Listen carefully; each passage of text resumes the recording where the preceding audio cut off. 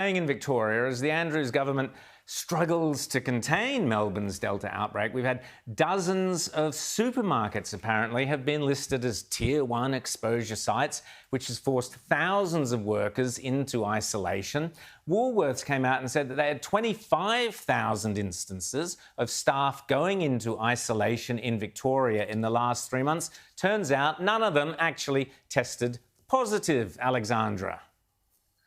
Well, look, it's a Friday night and I only have 8 minutes to cause trouble. So where better to start than Daniel Andrews? And look, it's really hard to tell if Daniel Andrews is serious about living with COVID or if he's still chasing a COVID zero utopia. Because in a COVID future where we live in, it's endemic.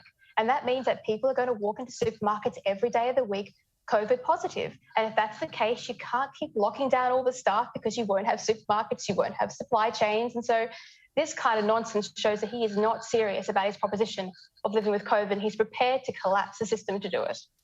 Now, Alexandra, you're big on social media. It's been revealed that Facebook has conducted extensive research into how it could better appeal to children under the age of 13. According to a report in the Wall Street Journal, Facebook wanted to steer more children towards their Messenger Kids thing or whatever, and it referred to boys and girls as valuable but untapped audience. Is this a bit off or is this acceptable?